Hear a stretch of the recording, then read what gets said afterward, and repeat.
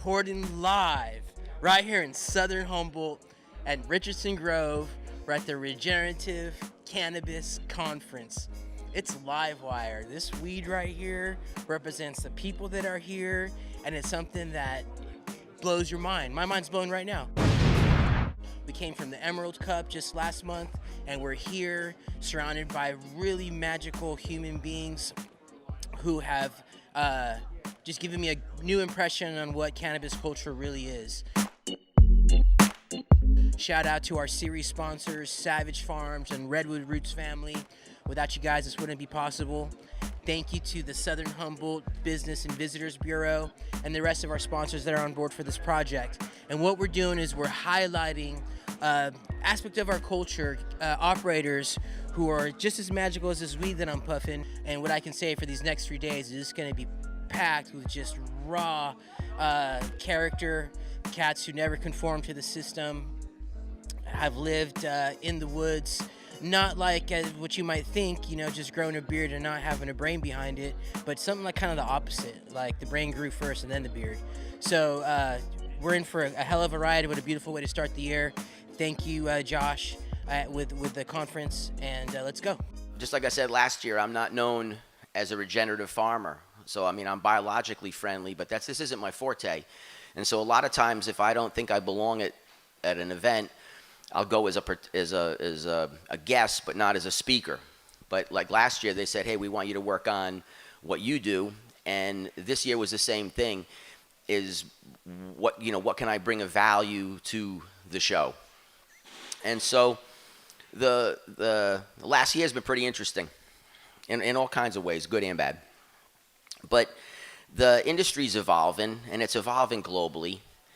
And the part that was really positive was that in all these countries that I got contracted to go take a look at projects, it was amazing how many groups were really looking towards regenerative ag. And in so many of the countries that aren't heavily industrialized, it's actually their normalcy. It's how they function already because you can't get inputs. And so for so many of these farms in America, Central America, South America, they're already working with developing their own inputs that they grow and then ferment and break down. The biological system of cultivation for those people is how they're going to move into growing cannabis. And so it was really interesting because so many of those, I'm in the jungle with a Honda generator powering up a satellite. So on a laptop, we could take a look at all the people that I point out in these groups for who they should follow and where they can get reference information. Because see, I get brought out as more like an integrator, where because I built a series of businesses and supply chain, it kind of lets me see the business different than most of the people I deal with. And so people would bring me out to take a look at their big picture. And in the big picture, we would start to find, where do they need guidance and who do they look to? And for so many of these conferences that have been put on in these forums, it's a lot of the people that speak at these events and people that attend the events that I refer them to. So this way, what it does is it allows me to introduce people to people that I think are really sharp at what they do. And then I do what I do. And what I do is I try to understand primarily the market. I try to understand what is it that people are asking for, and how do we get that product to the people, and how do we produce it in a way that's most efficient and biologically friendly. And in some places, you can't utilize the technology. And like I was working in Israel, and Israel was interesting because it's mandated that there can be no production involving anything from an animal secretion, animal derivative, or anything derived from something that was previously alive. And it was one sentence. So when I go to these countries, I have them translate the documents, and I have them send me the entire regulation package. And then I read the regulation package, and I try to understand where's their movement, where can you make good choices. And Israel was interesting because of kosher. And so because of the fact that they're extremely restrictive on what they take in their bodies for cleanliness, they have extreme restrictions on what they can grow cannabis with. And I think that as we go forward over time, they'll be able to start to change those parameters, and they'll be able to say, look, this input is what we would consider clean. And they then be able to certify. But when it came to, biological pest control, no PGRs, same standards that we have in terms of fungicides, insecticides. So all the natural methodologies that we use in our own production here, they use in Israel also, but it has to be a chem delivery system. There's no way around it, period. You're gonna grow cannabis in Israel, you're squirting a soluble salt through an injector. There is no other method allowed, period, or you're illegal. And the problem is that you screw up, you lose your license, and game over for you. And so the only place that I saw that was there. But it was fascinating because when I was in Israel, 30% of the population aged 20 to 40 consume. It's the largest group of consumers in the world. And even though they had no full legality, I've never seen cannabis accepted to the degree it was there, where every restaurant you went to, people were firing up. The waitress walks up and smokes with you. The waitress comes back with her own weed and smokes with you. And I'm serious. And it blew my mind, but they were so adult about the reality of cannabis because their lives there are so intense due to their geography and the millennia of conflict, that the people of that 20 to 40 age group, they're just like, screw it, we're going to smoke because it helps us feel better. And so their acceptance of the product was so different. And the desire to move forward into what they see as this, North American cannabis culture, which was fascinating because we really created a really interesting culture that was viewable on the internet. And so for a lot of these groups that have been doing this historically, they're not publicizing what they do. They don't have the same ability to move that message the way we did because for whatever reason, we just really embrace the net to push it. And so it's really interesting because what it does, it allows you to be able to really be, I don't say leaders, but inspirational for so many people. So all the travels that I did over this last year to look at all these projects, to work on TC labs, to work on marketing, genomic development, biological assistance, so many of the people were so aware of how many people are involved here, and they knew your names, and they followed you on IG, and they were emulating as many practices as they could. And so that's phenomenal, because I think at first when we were all trying to understand how we're going to move into the new realm, I think so many of us were afraid that we were just going to get steamrolled completely because the technology was going to take you out. But they found the bottom line is that high-grade cannabis is really hard to create without a biological bottom end. That no matter what you do, the plant doesn't build the bioprotection and pick up the nuances for experience in any salt-grown situation. And I look at so much cannabis that it just holds true. And for so many of these other nations that are popping up, for so many of the operators that are native, local, they want this type of culture. And for so many of the companies, they're getting the shit kicked out of them so well that it's forcing them to have to bend. Because the bottom line is they can't get market share if they're delivering product that doesn't hold you. So they can sell you product once, but they can't sell it to you twice. And so what you're seeing is this really interesting reality where unbelievably funded companies that were going to take over the industry had to back up, and they had to rethink the approach. And you're starting to see people come in to weave biologically based methodologies in with high tech. And some of the stuff, what's tough now is that for most of the time that I've been doing what I'm doing, I could say whatever I want, do whatever I want. But the problem now is I get to take a look at operations that are extremely expensive to build, and I have to sign NDs. So you got NDs all over the place, which means you can't really talk about some of this stuff. So I have to kind of generalize some stuff. But the point is that the technology, like new lighting techs, vertical tech, airflow tech, using extremely high resolution so they can do temperature evaluations of material so you can start to see trouble spots in gardens. The ability for every company I take a look at now has their own on-site laboratories so they can do chemotype analysis, terp analysis, and then leaf analysis so they can steer their programs to optimize these directions. So you're seeing tech used nonstop in every aspect because primarily most of the people that got into cannabis were in tech. Because cannabis can't get in the US, can't get any type of loan, it has to come from private capital. And the technology industry is the ones that had that $1 trillion in cash. So they were holding about $1 trillion in straight paper that they were holding, and they figured, hey, if they can get more than so many percentage points in an investment in weed, it's better than putting it into another account. And so they all got into cannabis. And I have to talk to a lot of these the guys that own the money of the company and explain to them that you're not in tech, that you're not selling a future, that the cannabis is a product that you have to sell in order to make money. And so I think you can compare what you've seen in cannabis to really like the whole tulip frenzy. And me and Swam were talking about it the other day, the elusive black tulip, where they were putting futures on plants that hadn't been created for prices that were so unbelievable. And it worked for a while until it collapsed. And that speculative future in tech works. And in tech, any technological advancement is a massive competitive advantage.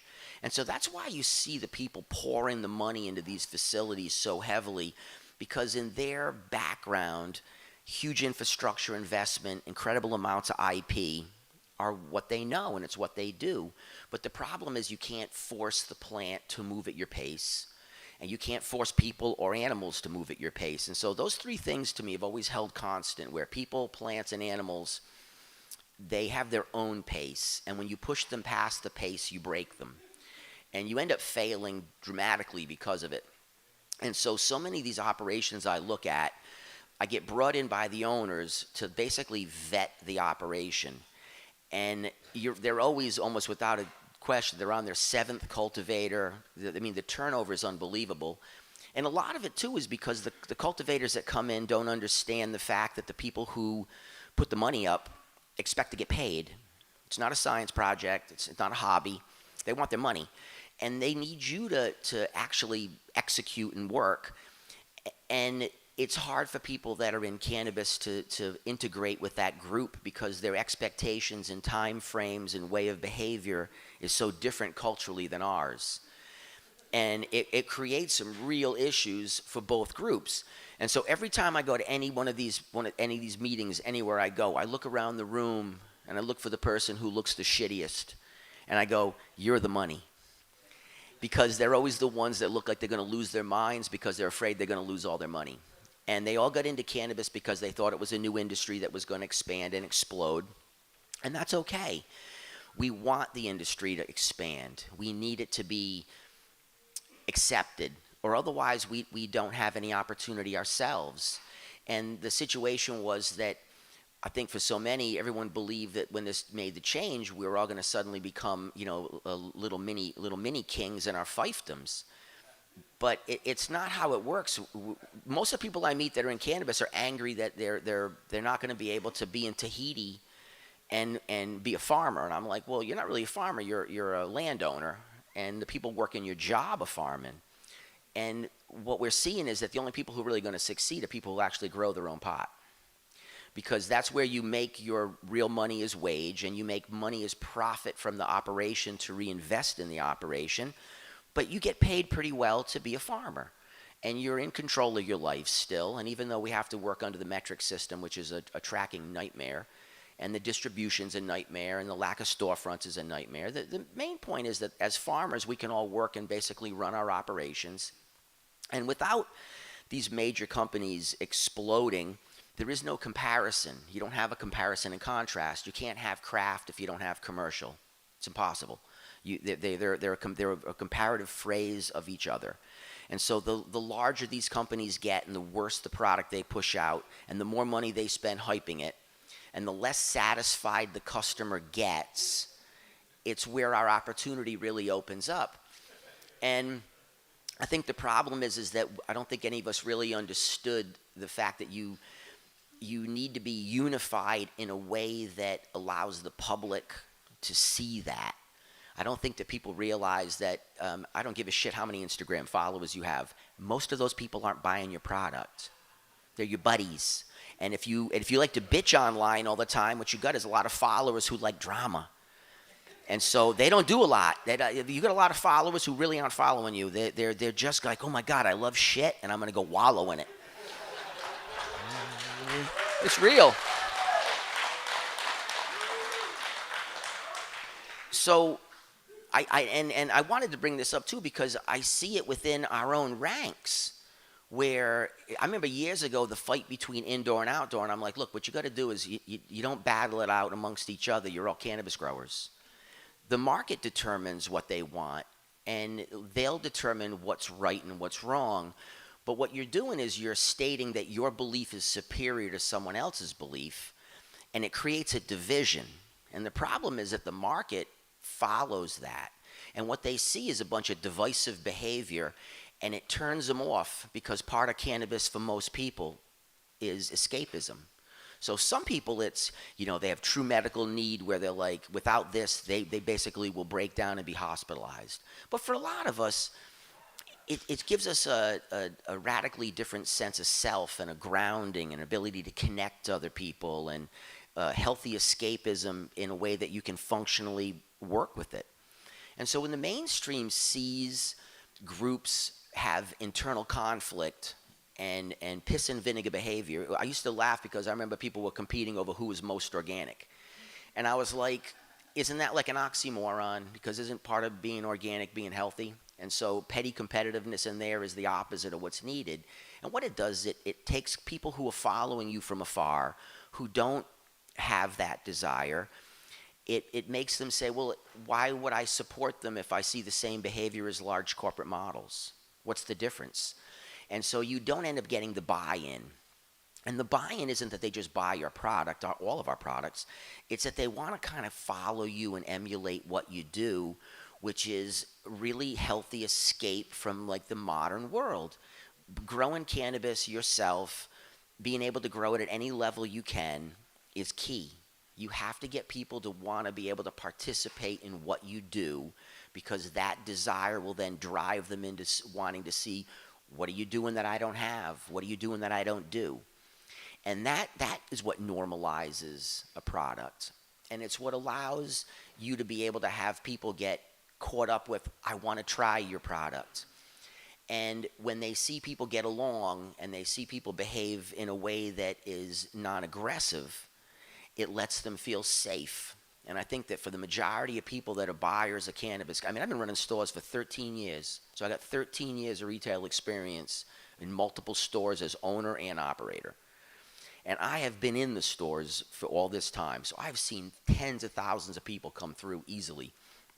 And what I know is that so many of them, they have hard lives. They're on the American extraction system like the rest of us are, where you think that you're first world, but really you're third world, that you're really functionally poor, but you just don't want to admit it. Well, most people in America know this, and when they come in to buy cannabis, part of the reason they're buying it is for the cannabis, and part of it is for cultural connection and escapism.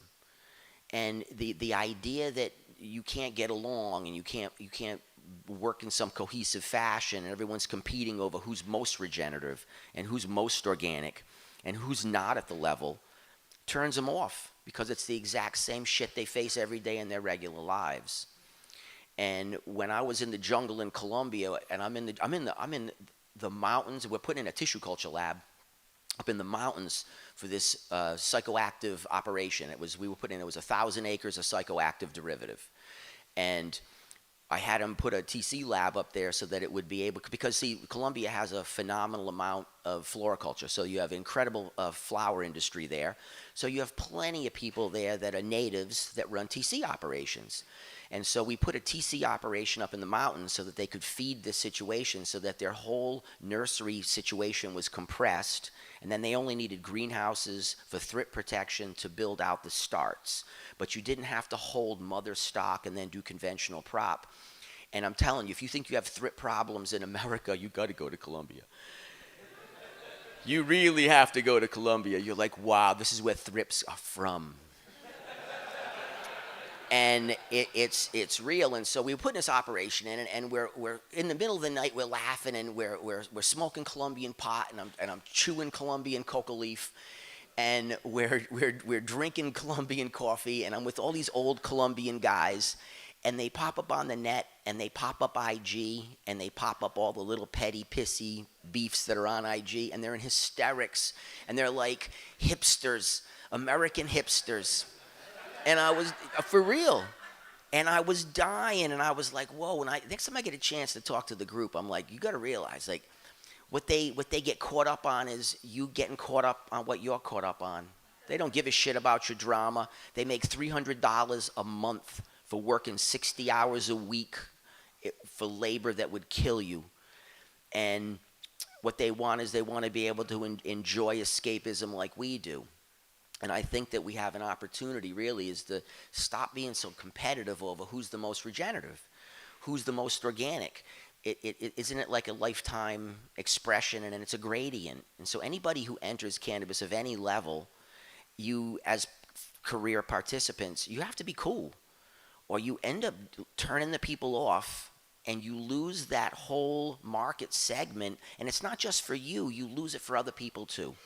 You end up not being able to drive people into an awareness of this entire new, I would say, a new generation of cultivators. Because when I'm 54, so I'm not a kid. I'm well past halfway to dead. But when I meet these young guys that are, young girls too, you see a lot of groups that, early 20s, mid 20s, that fully embraced. So many of you became like iconic figures to them, that they follow you, they emulate what you do, and it's popping up. But they're the ones who want to be the producers. But the people who are the consumers, they might never be able to cultivate cannabis. It might not just fit into their life. And what we want to be able to do is get them to get caught up in the whole experience of better cannabis, and why is it better, and what's the point. And so much of it is that because it creates a healthier culture around it.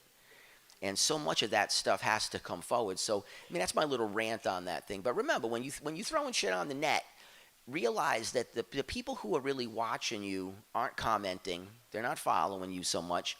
They're just trying to understand a new industry unfolding in front of them. And what they want to be able to do is feel like it's okay too. They want to feel valid. And there's enough of us around the U.S. that are forming and merging, and it's in all these other countries I go to. It's the same thing. You're seeing this change in direction because I think people have realized we've burned the planet to the ground so badly that people want to have some feeling of power and control, that even though I may be only able to work on this quarter acre of land, at least that quarter acre of land is healthy. And so it's really that. It's small scale development that people can see, they can emulate. It inspires them. It makes them feel better on what they do. And it's the only way that we're going to be able to actually differentiate the product, is not just it's better smoke in a jar, but the culture around it is something that people want to be part of. And that is value added. Product's just product, but when you can put some mystique around it, and it most definitely adds the value, and it starts to create where people will come into facilities, they'll come into stores, and they'll request. So my store's across the street, and we have a bunch of branded shit that we sell because you have to have that in your storefront too, because people request it. But the vast majority of people that come through that storefront are tourists. And what we get is what's local, what's good. We've always wanted to try local pot. What's from the local farms? Do you have anything from Trinity? Do you have anything from Mendocino? Is there good stuff from Humboldt County? And being able to deliver those type of things is huge. But that's where you realize that the desire is there for the public. And the situation is that they've heard the legend of better grass, and then they get a hold of it. But they need to also realize that the people, we're not so much better than corporate, because people are people. It's just that we were educated differently. And so their educational model was one of consumption and acquisition. And For a lot of us, I think we were successful enough to where we could reach some form of homeostasis, a natural balance, that we consumed enough and we acquired enough, and other than that, it was okay that your neighbor had it. But the problem is that in the capitalism model, it's so hyper competitive that you need to have all the cookies, and that doesn't make them bad people. It's just that that's how they were educated. But what they're finding too is that no matter how many cookies they want to have, if all the cookies suck and nobody wants to buy them, doesn't matter. And so that's really the thing that I've seen, is that we have actually a true competitive advantage in the fact that our products are better because the care was applied better. And the issues that the smaller groups face is supply chain issues, because you don't have control of your distribution, and if your numbers aren't over a certain amount, distributors won't take them. It's very difficult to push. And the numerics are important to customers, because when you're on a limited budget, more THC doesn't necessarily equate higher, but it typically does equate longer. And for people who are on a budget and they can only afford $20 every 2 days in cannabis consumption, they need it to last longer. And for those people, you can't deny that it's accurate. And so what I see is we're going to educate people, and I'm like, you're just running around because you're a professor. People are pretty cognizant of what they're doing. Just like when people run up to you and let you know, let me educate you on what you're doing. You're like, well, I kind of have an idea what I'm doing. I'm not stupid. And so what you do is you take it offensively, and it completely turns off the information exchange from that point forward. You become contentious. And now it's going to be, oh, no, I'm not. I'll go the other direction just to prove you wrong. And that's spite. And so it ends up just wiping out any of your ability to really make the connection you need to push the products through. So much of this is a recognition of what's the reality of the markets. For most people that were in smaller situations, they might have moved to the local dispensary, and it allowed them to be able to have their product move through, and even if the numbers weren't 29, it sold. But with the new chains and the new distro, it's so difficult to get any of these micro bottles move through, and each individual is trying to create their own brand, and they're trying to create their own identity. And the thing is that it takes about 8 years to build a brand. It takes like 8 real years of working to get a brand. And I see people pumping all their gear and all their shit, and I'm like, me wasted money, because people who know you are wearing that shit. So it's like advertising locally. Why would I advertise in my neighborhood? You already know me. So what I think needs to take place is, for all of us in a sense, is that you continue to stay alive, but what you do is you continue to make connections like we're making here, and you continue to share information, and you continue to support. And what it does is it starts to create a situation where, as the customers are able to come into these stores and they start to have more storefronts, that message is what they see, and it attracts them. It attracts them because it's positive. And then when they get to consume the product's positive. And that whole combination is really what our brand is. And for each individual farm, it's great to have an identity, but I think I'm pretty well known, and I white labeled. I wasn't even going to run my farm last year because the permit shit was so onerous that I just said, fuck it, I'm done. And I'll wait another year, because I just was tired of playing hopscotch and patty cake with the state. And I ended up pulling the annual like a miracle. It occurred. Like, they hit me up and said, hey, we can't do any more stuff to you. Like, we've run out of shit to charge you. Like, literally. And I got the annual. And I was like, whoa. And so I get my annual, and I'm like, whoa, I wasn't even going to grow. I had covered up the plant. I'd thrown some cover crops down, and I just said, I'm going to let the farm sit fallow. And I pulled the annual, and a company hit me up and said, would you be willing to white label for us and grow a crop? We'll provide you with the material, and you just grow it for us. And I said, totally. And someone said, but Kev, you're not going to get your label out there. And I said, I don't really care. What I need is to get a crop out there, and I need to get paid so that I can maintain my farm. And that's the progression. And so the idea that you have to be so identified so early is not as important as that you're producing good product that you can move into a system. And that what you're doing is you're creating products that are so good that the company that had me contract out typically doesn't do sun-grown. They're an indoor company. They don't do sun-grown. And I argued with them, you need to send your buyers up here to look at the product and don't turn it into concentrate, because it came out so well that it would be a crime not to put it in a jar. And so their team came out and said, well, you're right. And so the company then adopted sun-grown cannabis because the quality of it was good enough to their buyers to shine. And it's not a testament to my phenomenal skill. Any one of you could have put that product out, because really 95% of people in here are really good cultivators. What it is this, that the realization that good quality cannabis is good quality cannabis, and the buyers and the markets just need to see this in person, and it starts to give you leverage.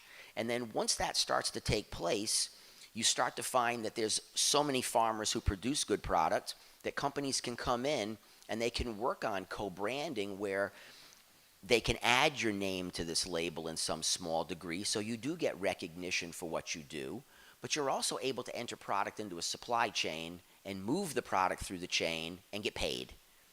Because that's the main point of this, is that as much as I love growing grass, it's the 6 plants I do in my yard that give me that feeling. Those are the ones I tend in the morning before I go to work. That's the plants that are mine. Those are the ones I choose because I have zero market consideration for them. I don't give a shit if anybody likes that grass. It's for me. That's my pick. That's what I do. But for the business has to be clear.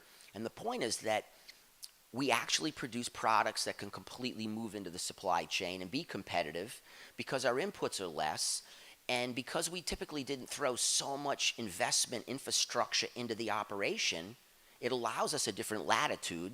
And for all of us that aren't heavily partnered, so my farm has no partners, my farm's just me, it allows me to make the decisions. And so it allows you to make good decisions based off of your experiences prior. And what takes place is that it's extremely normal. It allows you to be a farmer, just as we had intended, like we had hoped as this became a legal situation. We had hoped it would allow normalcy.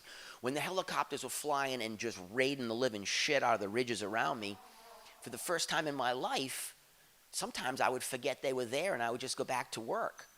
And I was like, wow, that was kind of nice. It was just so normal.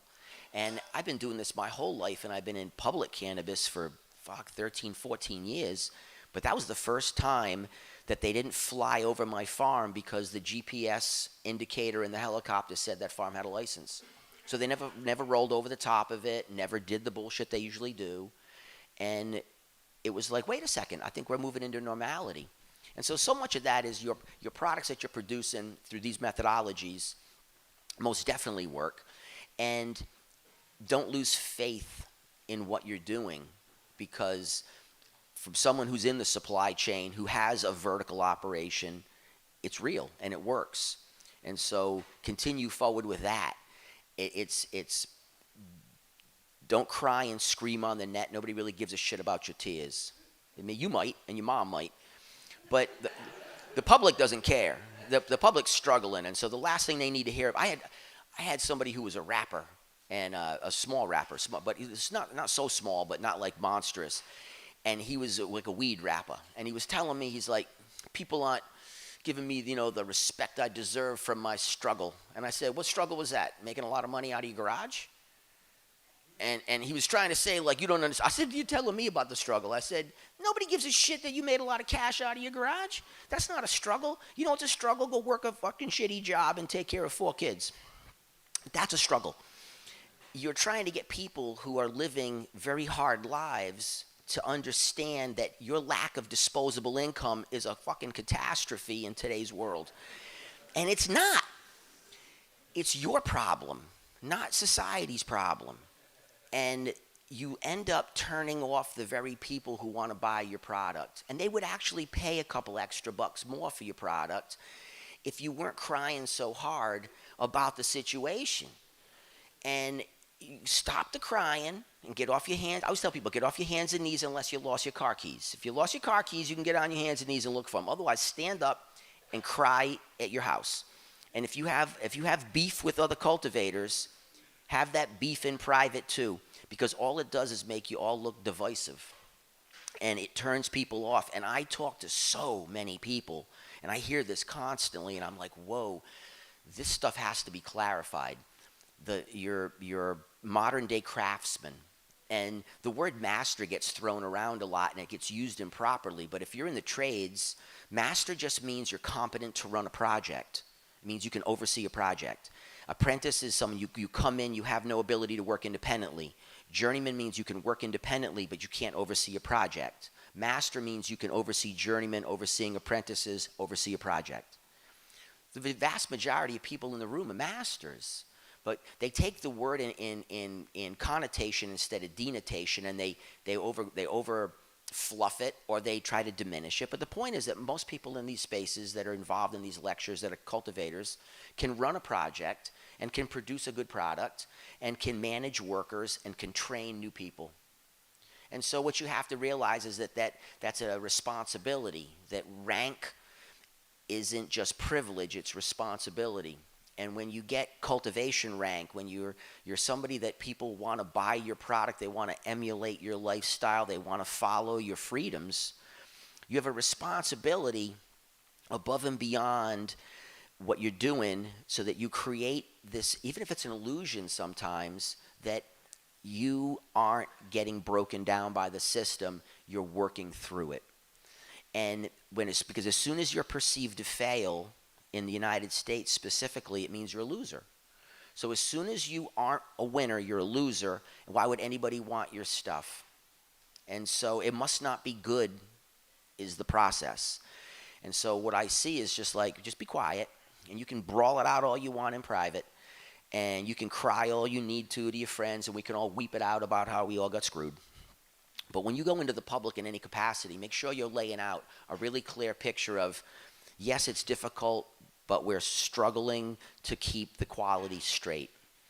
And people can respect that because that's what they have to go through in their own professional lives. Your boss doesn't give a shit if your babysitter didn't show up.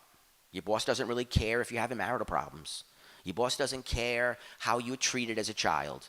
What they care about is produce the goddamn product you're here to produce. And I think that in cannabis we had such variability in necessity, meaning that you could screw up and then have one good run completely straighten out your life, that you kind of forgot that the mainstream people work off of a very minimal margin of success, and that their struggle is genuine, and that for us as cannabis farmers, it's where escapism providers, where people they want to talk to, and they want to go, wow, I had to spend my whole life working a shitty job. What was your life like? The last thing they want to hear is like, oh, it's horrible. You got to let them know how happy you were. When I talk to business groups too, I always talk about collusion and price fixing, because they can't do that legally, but we did. And so I tell the business groups, the days of collusion and price fixing. I said, we would hold the price constant and no one could beat the price back. And people in business go, oh my God, that's just incredible. And they swoon in this reality. And then what it does then is it allows you to be able to have some kind of common ground to communicate, so now they can realize you understand their situation.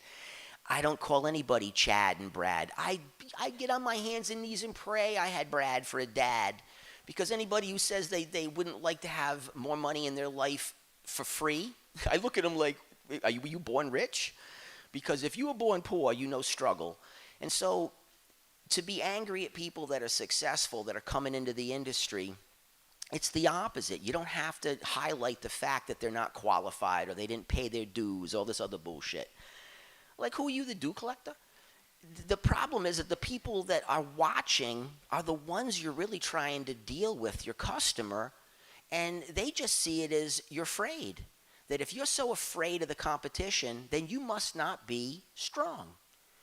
And it's a perception, and you have to reverse that perception, because that's really the psychology of marketing and purchase, is that the idea that it's so good you have to try it. And I think that if we just turn down some of that stuff, what you'd have is you'd have this incredible brand that would be sun-grown, biologically based, and as you went up through the echelon, it would go all the way into truly regenerative, where you were definitely trying to keep what you took to a minimal and what you give to a maximal, and that would be the quantifier for the most money value. But at first, you can't diminish everyone in the group, and you can't beat on the factions, and you can't scream at those salt growers and those indoor guys. And the problem is that people from the outside just see cannabis as cannabis. They don't understand the distinctions. And as soon as you start to scream about how you're better and they're not, people look at it and they're like, wait a minute, I don't understand. And all of a sudden, if you're not on top, and you're not even in the picture. And so I really do believe that the marketing that we need to do is collaborative, and it doesn't have to be we all get together and put in some money. What it is that we quit throwing rocks at each other in the industry in general, and quit trying. I see people who built their whole Instagram world off of outing people, and I laugh and I'm like, does anybody trust you at all? Because anybody you knew that you got mad at, you told all their secrets. And I'm just like, does anybody even speak to you? Because who the fuck wants to get outed? And so no one's perfect. You're all going to make mistakes. You're all going to screw up. You're going to have crops fail. You're going to have bug problems. You're going to have business connections that don't go so well. You're all going to experience it. And you got to bury that crap. And you got to let people get caught up in the mystery of cannabis. It's bigger than us. And it's been here longer than us. And hopefully it's here after us. But I think that's what's so important, is that if you're trying to further what we do, the only way you can further it is if you're financially successful, if you intend to be a business. If you intend to be a personal consumer, this conversation doesn't matter. But if you're here to run a business and you want it to succeed, you have to create imagery that allows people to get caught up in what you're doing. And you have to be approachable. You have to be willing to take the time to answer questions from anybody. You can't insult every person who wasn't in the industry because they didn't do some miracle of make illegal monies. Like it was really, really hard. Like the difficulty was so great. It wasn't. It was just you had to have a pair of balls. So if you had that, you could actually succeed for a long time. What you're saying to all these people is that they're not of the same level. And the problem is that you can't get them then to kind of get caught up in what you're doing. You're not. I call it the Tom Sawyer concept, man. Nobody's getting anybody to paint their fence.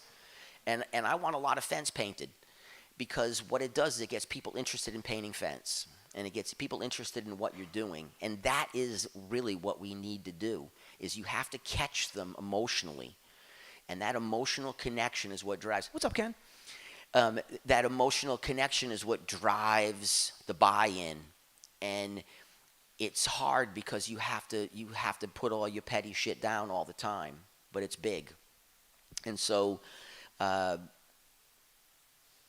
over on that. We got a good day coming ahead too. We brought in, hang on one sec, I'll open up these questions. We got a good day. We were able to bring in a lot of really killer breeders. And the whole point about bringing the breeders in is that it's same thing. It's not just for us to use the material that these people create, weave into operations. It's the fact that if we do this correctly, we get the people who are younger who want to do their own home cultivation. We want people to be able to grow their own varietals. We want people to get excited. We want people to be able to reach out and buy stock from people. We want people to be able to share genetics still. Commercial genetics will be different. The commercial market's going to be radically different. You're building material that works for commercial applications, which is crucial. But for craft applications, especially for the small home grower, it's irrelevant. What they want is they want just good grass.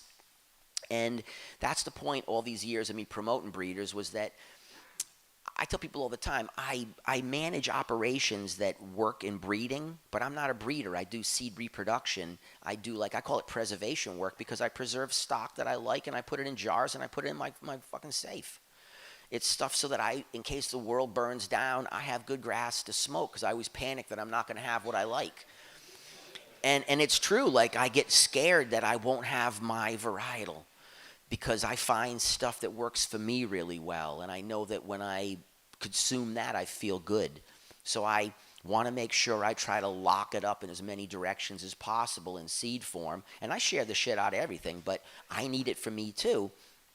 I know that that's a massive portion of the population of people who will want to reach out, contact people who do craft seed, who have their own unique directions in certain microclimates that they favored. And it allows people that are coming into the industry on a small scale to become home cultivators. If you want organic gardening to flourish, you get everybody to grow a small patch of tomatoes in the yard, and pretty soon you have an organic culture. And so that was always the point of all the breeder push. It was that I had used all these people for years as partners to do projects with. I was basically a gene trafficker. I was a large flower producer, but I trafficked in genes for decades, and then I created the first nursery model in the country that was vertical. It was that to me is where my interests lie. But I know that no one breeder owns the game, because you're artists in the fact that you see a picture and you have creativity, but it's not the full spectrum. You need to have multiple people involved in what you do so that you're always able to see someone else's creativity bring new material to light. And so when the legalization was coming, I realized that it was going to be zoning. So I went after real estate that I could work with that would allow me to function. And I even still lost my old facility because of zoning changes. Zoning changes screwed me, and I lost an entire facility due to it. There was no plants that could be cultivated on that parcel because I was too close to existing businesses. And so I lost a good investment, and I lost a lot of time, but it's just what it was. So even if no matter how hard you might practice and how hard you might try, you still get bit sometimes.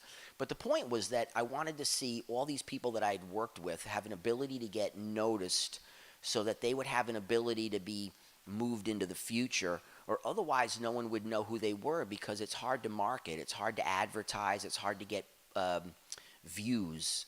And I knew that I had this unbelievable amount of attention that I really still don't know how I got it, but I have it.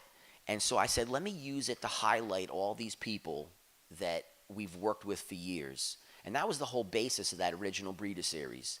It was really meant to highlight people that I thought did good work, who I knew didn't have real estate locked up at the time. Not one of them had a straight permit, storefront, nursery, none of them.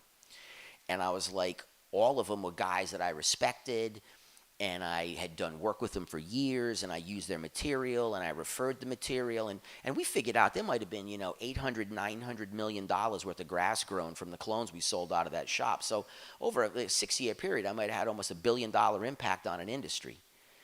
And that's real. But, thank you. But that's not my impact alone. I'm just a purveyor. I'm a sorcerer, not a sorcerer, but a sorcerer.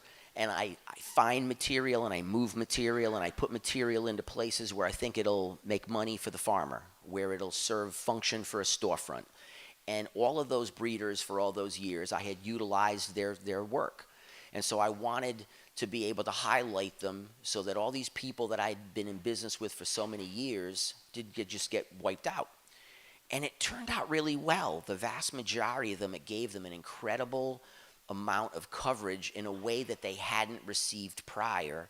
And it allowed them all to be grouped as this group of people who must be professional because for some reason they're on this platform. And it was so successful for these people that it was probably one of the best things that I ever did in terms of impact culturally.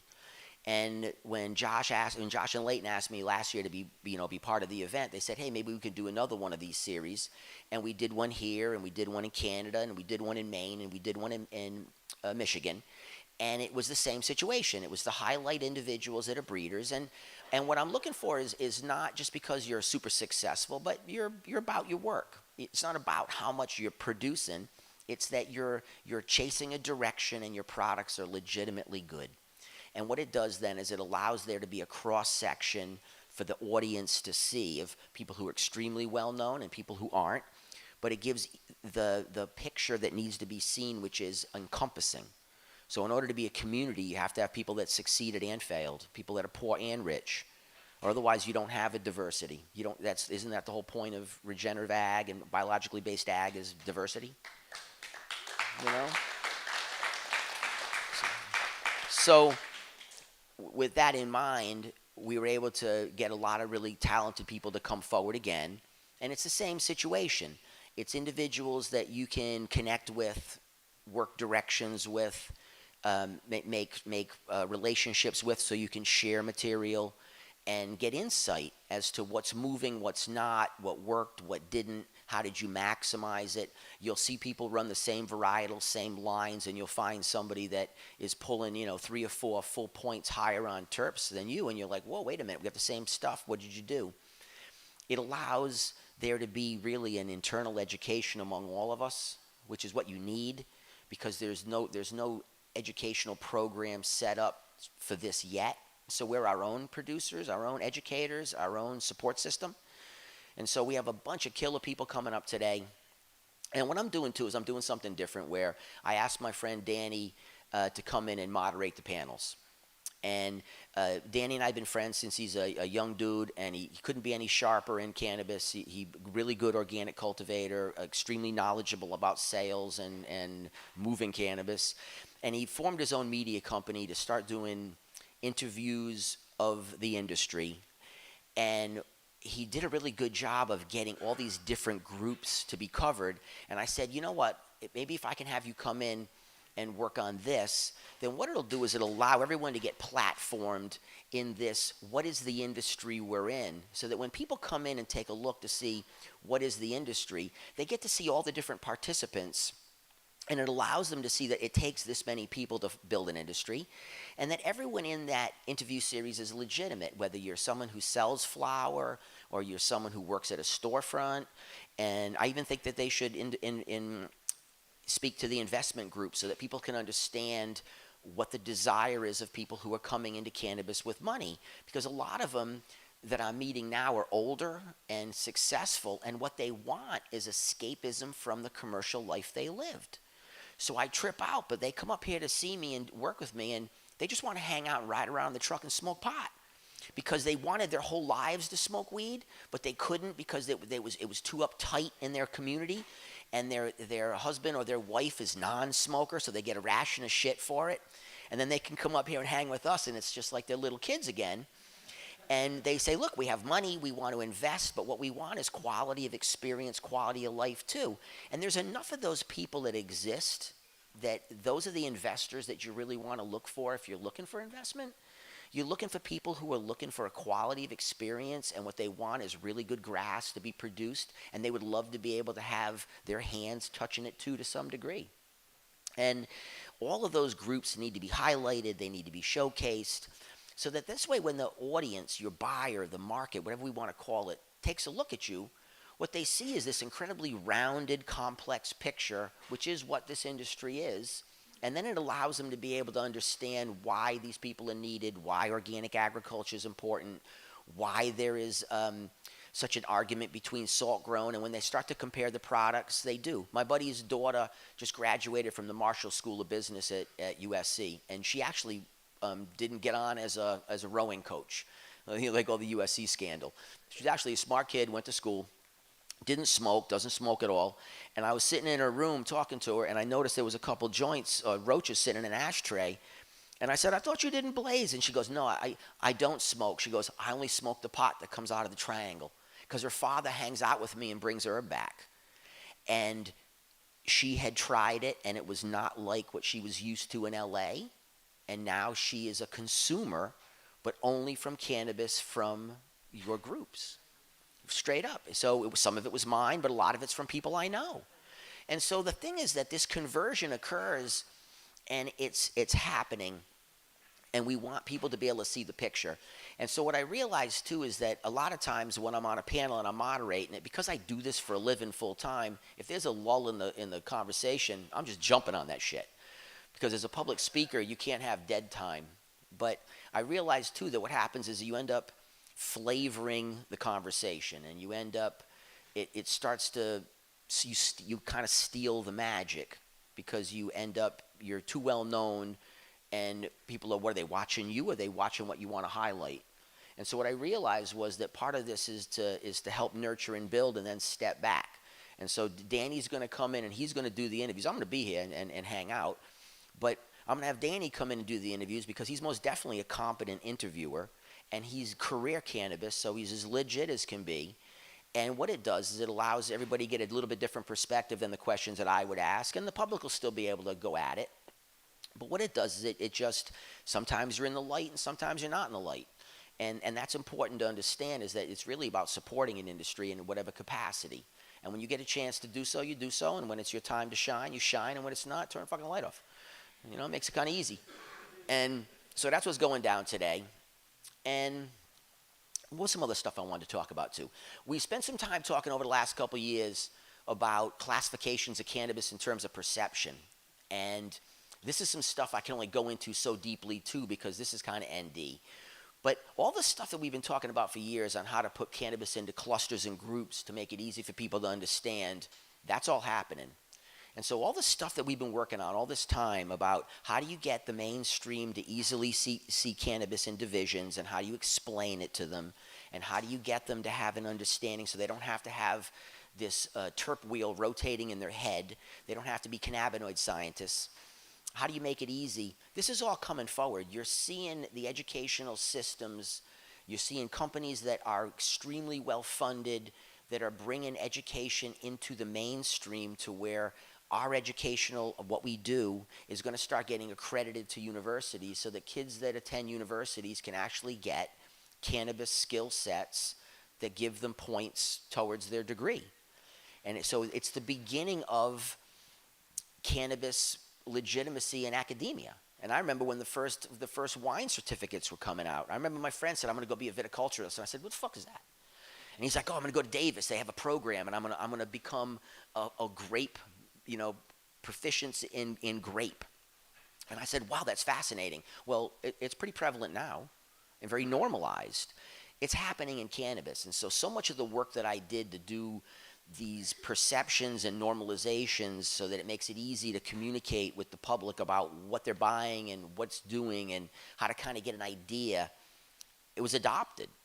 And companies are now creating the material, and we're helping them create it so that you're able to have a common conversation with all customers. And so it starts to allow there to be an understanding at a level that gets interest, so that you're able to take people who aren't aficionados and help them understand how to appreciate, and then how to get kids that are growing up right now to go into college and start to take this to the level that we need, because I've always seen myself as really a stepping stone. The older I got, the more I realized how limited I was because of my background. So if we all came from trafficking backgrounds of lack of normalcy, lack of legitimacy, well, that definitely flavored my whole perspective. So I'm not upset about it.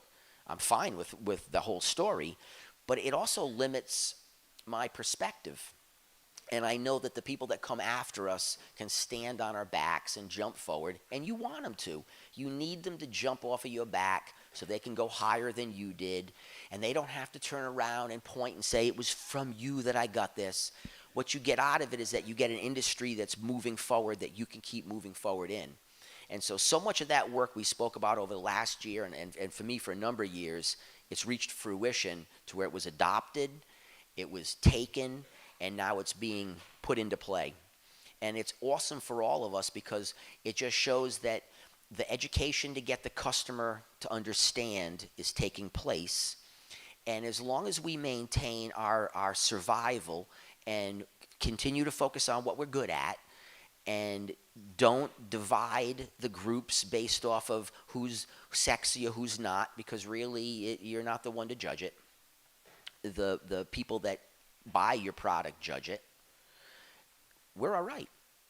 And you're still seeing the same situations with genetics, where you only have so many gene pools to work with. And I was going to bring my dog in today. I had this, usually I have like this little weird topic I bring up that I parallel. But I was going to bring my dog in. And I can track my dog's lineage back on probably 90% of it to about 1890. And then the rest of it, like a clock, from like 1901 forward. Every single parent all the way to that dog. You can't do that anywhere in cannabis in the world.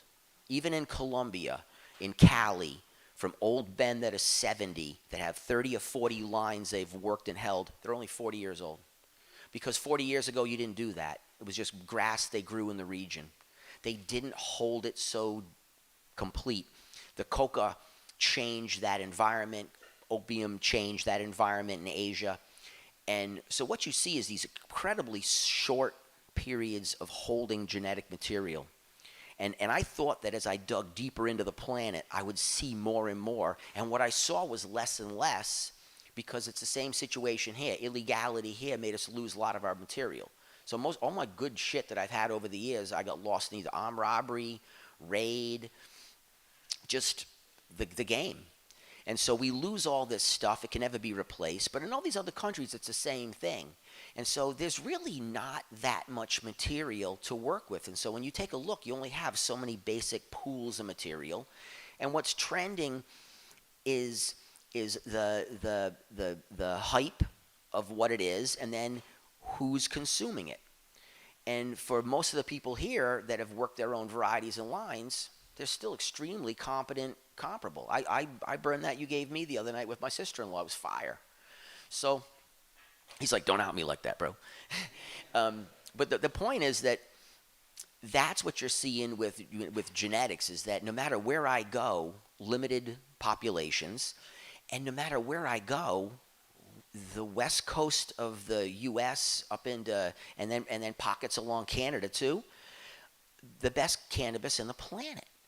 It blows my mind. And I have all these people that I work with in all these other countries. I have them come to California just so they can experience the truth, because they're always asking me, we're going to get into your markets. And I'm like, you're going to get buried alive. You're going to get buried alive. I said, we're going to come into your market. You're going to take over the derivative market. Israel will take over IP market, because they've done so much research in terms of how to use cannabis medicinally.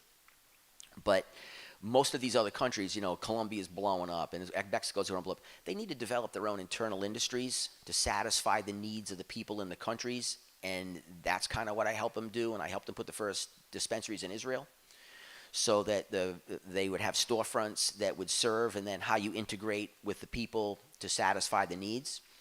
But what you have here is this unbelievable situation where the cannabis that comes out of this area is so much better than anywhere I go on earth. It blows my mind. And I thought that I would find equivalent somewhere. And you may find equivalent resin for hash production in the Middle East, but not flower. We really are the flower.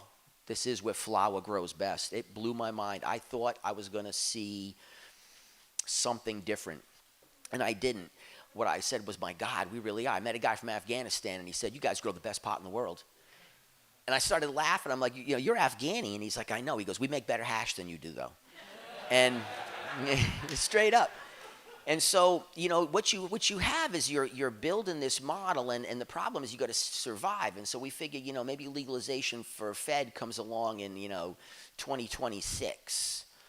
And that's where you're seeing some movement there. And then interstate will take place. But once you can start to get movement of our products out of the region, your price points will explode, because the bottom line is it's now a rare item, and it can be marketed as a rare item. And on a global market, our production amount isn't that big. And so it allows you to work on niche batches, and it allows you to start to then build your identity as a label. But it has to be an identity built as a culture too. It's a culture of craft. It's a culture of, when I experience it, it's higher grade. There's the emotional connection that comes to it. And I would say the difference between connotation and denotation. And denotation is what a word means, and connotation is what you think the word means. And I always tell people, give me a dog. And some people go, I got a little dog. And other people go, I have a giant dog. But they're both dogs. And so the connotation has to be that, in general, our production methodologies are high grade, and that as individuals, we care about our impact, and that we're really obsessed with bringing out really high-level product for you to enjoy. And I think that we just have to survive these next couple years. And I've been saying that for a minute. The transition is going to be brutal. But our products on the West Coast are unbelievably nuanced and different. And I trip out, man. The climate here and cannabis found a home. And we really do have an incredible future. And I don't think anybody should be afraid of anything coming from other countries, because if they're going to produce it in any place cold, it's going to have to come out of extremely expensive infrastructure, which is going to change their price point. And if it's coming out of these places that can produce massive quantities I mean, I was talking about a 1,000-acre project, but I got flown out to scout out a 22,000-acre project. So someone's like, "Are you afraid?" And I said, "Oh no, they're derivative jobs. I'm not in the derivative market. I don't do derivative. I'm not someone who's trying to produce bulk product. So I have no fear of that whatsoever." And none of us should, because that's not what we do. And so the main thing is that most of these places that are blowing up, and you're seeing everybody popping out, you're seeing pictures of people on Instagram sitting in a villa talking to some guys, and I'm like, look, I was in the jungle so deep that when we got hit by those insects, we looked like we had leprosy when we left. It's not the climate you wish it was. And if you're up in the parts that are dry and hot, they have water problems, just like everywhere else does. And so none of these countries are going to suddenly just take over the cannabis world and flood your market with pot that the U.S. is going to suddenly just, I don't want to buy your anymore. It's not going to happen. You couldn't even sell it in the storefront. You can't get the numbers high enough. It's going to take them years of development to be able to get the varietals that can work in these moist environments, that give them enough of a chemotype yield to make it worth doing derivative. The infrastructure problems in these countries is phenomenal. So it isn't like they can just produce it and pop it over. Someone said, well, Germany just bought a lot. They bought 800 kilograms. And I'm like, that's not a lot. Like, when you get right down to it, 800 key is like 1,800 pounds. I wouldn't call that an exceptional buy when it's a nation. So, straight up, it's not that big. And so, what I see is cultures there, though, that want to connect with us. It's the same thing, that cannabis cultivators around the world are cannabis cultivators. And whenever I go to any of these countries, the first thing I do is I have the guys that are from the streets take me to meet all the dudes that move black market work. And the legit guys that bring me in trip out, and they're like, "Why do you go into the hood?" And I said, "Because that's where the good grass is. So let's go find out what's the best pot in the area, and then we'll know what expectations are." And so then it lets me meet the locals that are moving the work, and then I can actually take that local and refer them to the team so that they can use them as kind of like their standard bearer. In all these countries, the idea is to utilize locals. And there's no difference. I mean, I was working with guys that was all reclaimed coca fields, and I met this guy that was giving me the story of how the cocaine plants they used weren't giving them enough of an alkaloid extraction, so they went back up into like Bolivia and found other genomic material. Pablo paid for breeder work, and they came out with a coca plant that gave them 45% more, and that's the one they use now. And so I was looking at this coca plant, and they're going, "This is the one." And I was cracking up because they were as excited about it as we're excited about ours. I'm like, wow. And they have it was fascinating. They have such a different relationship with plants. It's so much more intelligent on how they use ethnobotanical medicines.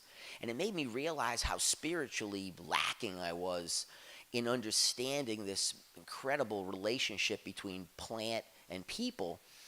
But bottom line is that we're okay. So when everyone's screaming these other countries are going to kick the shit out of you, no, they're not. You got to go there yourself and check it out. I don't mean go to the villa and hang out with the guys that are going to tell you about the job they're going to do. Actually go out to the site. And they're going to go through the same teething issues we have, and they're going to do the same development. And they couldn't have been any cooler. I didn't bring anything back from Colombia because I tell people, I said, if there's ever an airport you don't want to go through with anything illegal, it's leaving Bogota. And then come into the U.S. from Colombia, and your passport, they're like, "Oh, Colombia." And they're going to crawl up your ass. And so basically, I don't need any stock. But they wanted to share their material too, and then they wanted access to our material. Because what they want, just like what we want, is things that sell and work. And then there's people that are trying to bank material for time so they can hold the genetic banking so that when we're more intelligent about what we're looking at a chromosome level, we can go into those lines and pull out information.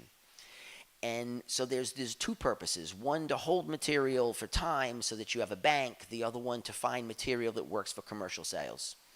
And so no matter where I go and what country I travel to, And I'm not a consultant by trade. Like I run all my ops, but I had some downtime, and I make agreements with these groups that I can't run your operation. Like, you can bring me out as big picture consulting. I'll take a look and I'll vet your workers. I'll vet the team. I'll look at your project and does it make sense to me?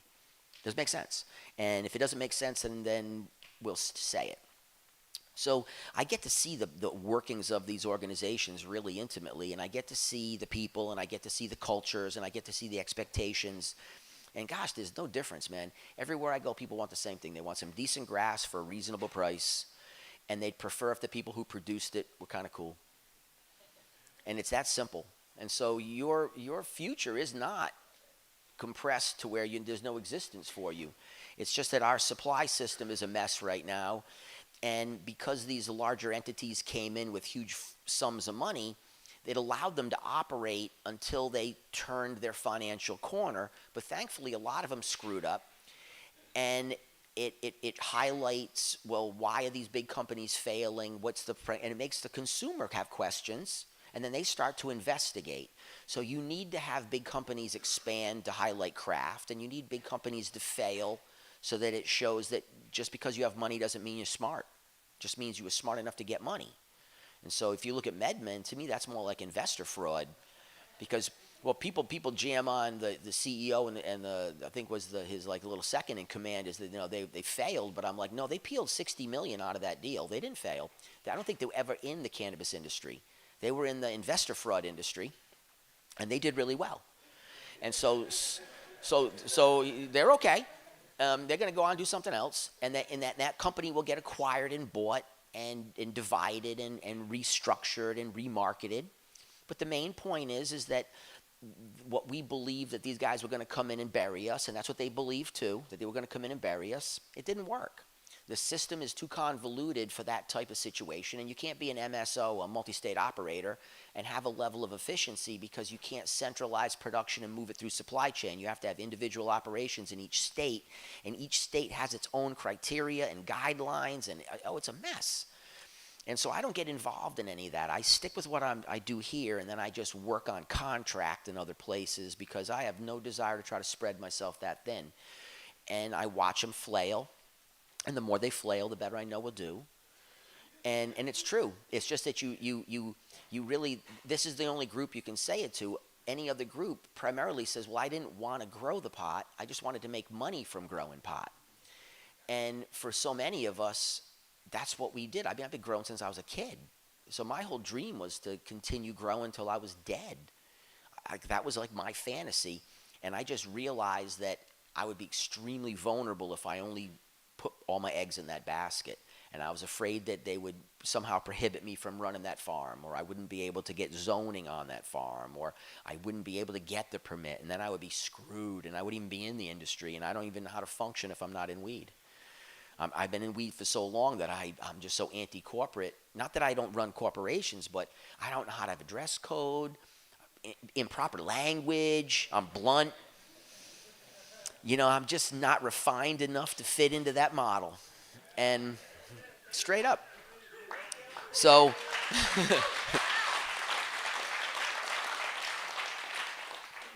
but that doesn't mean we're done, and not at all. And so that's what I really wanted to convey this time, was because we've been talking about this stuff for years, and there's no information I'm going to give you about your building your biological bottom end, or you've had plenty of experts here all weekend that are brilliant people, and they're people that I use for my own education, and they're people that I refer other companies to.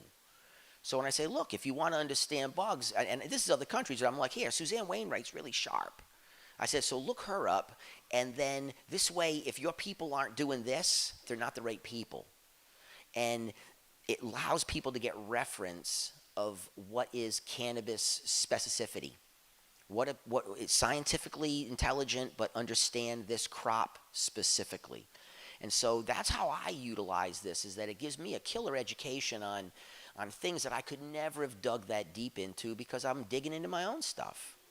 And so that's what I'm trying to bring today, is that understand that by continuing the production that you're doing and just refine your process and tighten up the work, you produce a product that is most definitely not repeatable in scale. And the industry will straighten itself out because thankfully the politicians who have their arms secretly in the cookie jar aren't getting cookies. And so they're going to restructure this to make it work so they can get paid. And as a result, we'll get paid too. Because if they had succeeded, we'd been screwed. But because they failed, they have to change it to make it work. And that allows us the opportunities to still exist.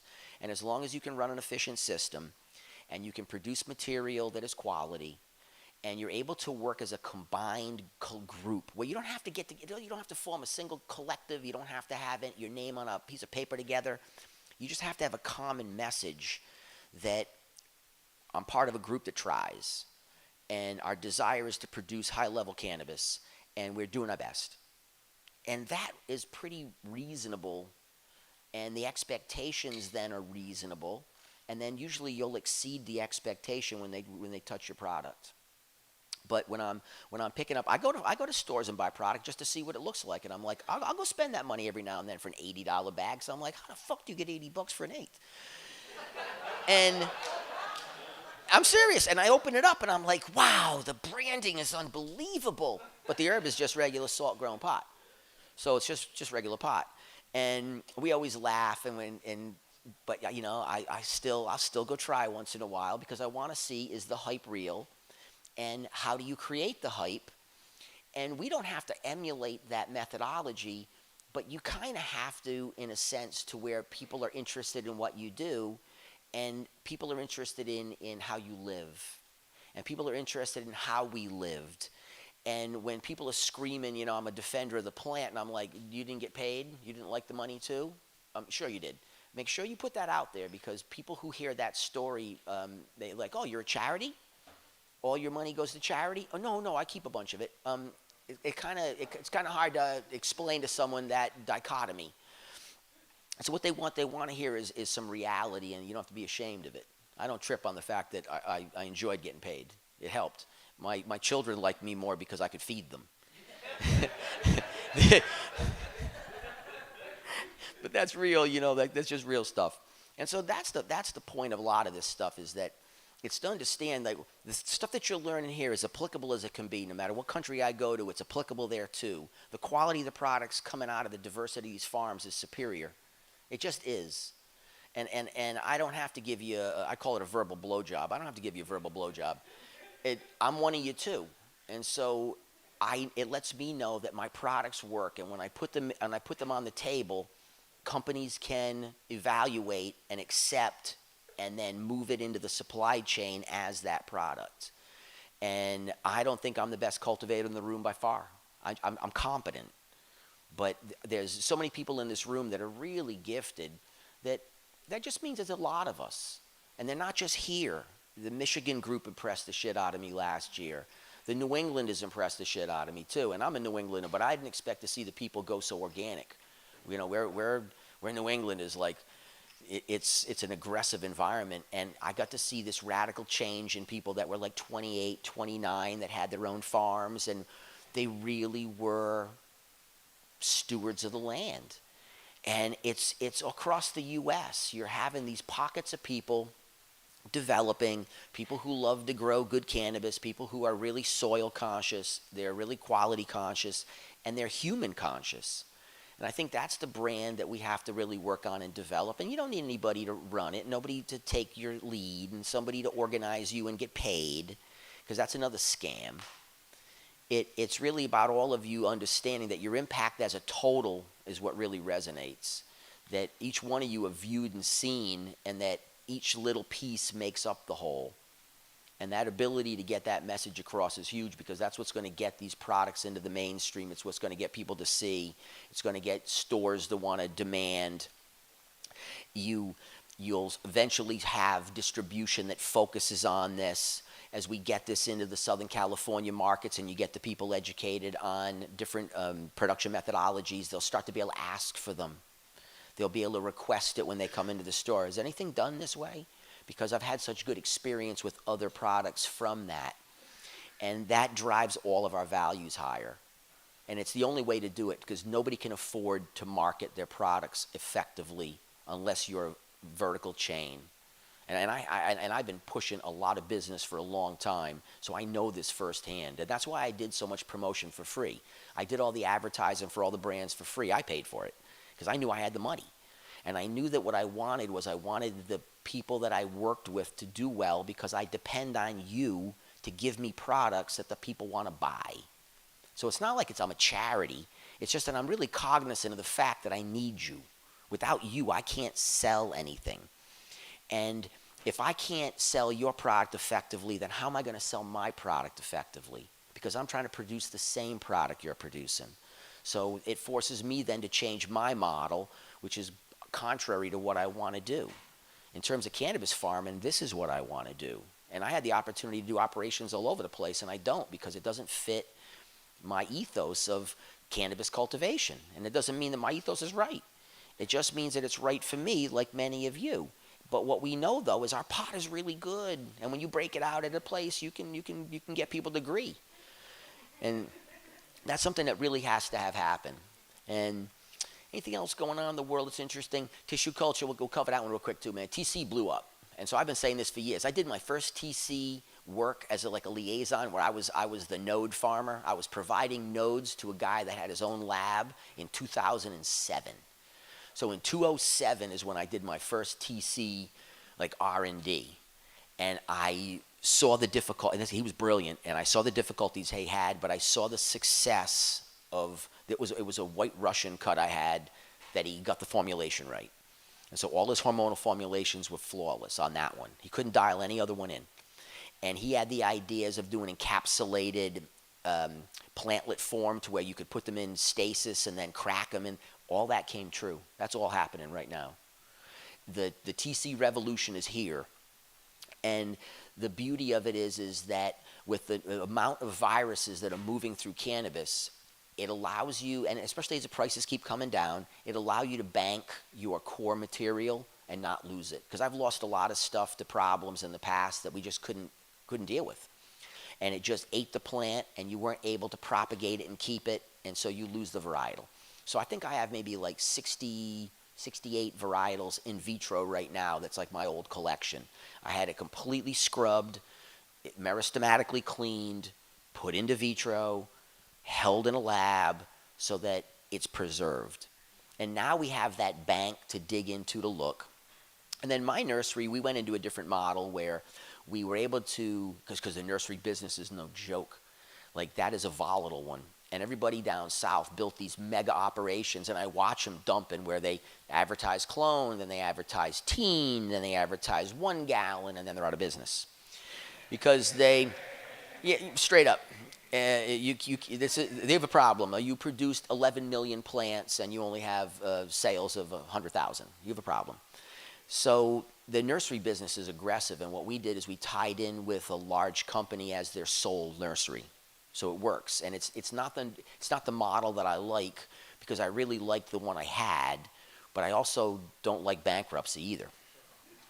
And so what we have is we have a tissue culture facility in Sonoma that scrubs the material that comes through the breeding operations in the bay, and then it comes to us, and then we build it out, and then we then supply it to the farms that are tied into that company.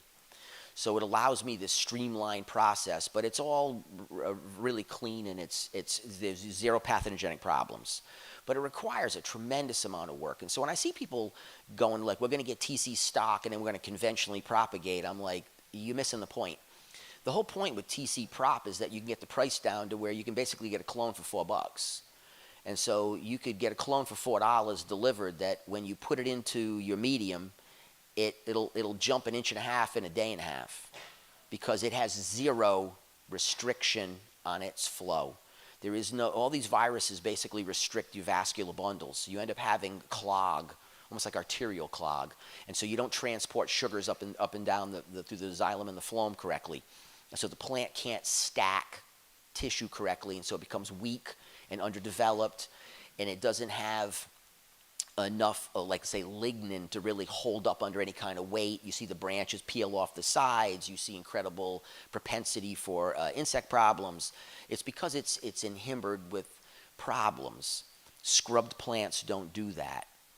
And so the thing is, if you're going to get into commercial cultivation or you're going to run a cultivar yourself, and there's enough companies that are popping up now, just vet them, because there's good companies and there's ones that they're not good. Not good means they're going to kill your shit and not scrub it, because they all do the same thing, but some of them definitely are better scientific than others.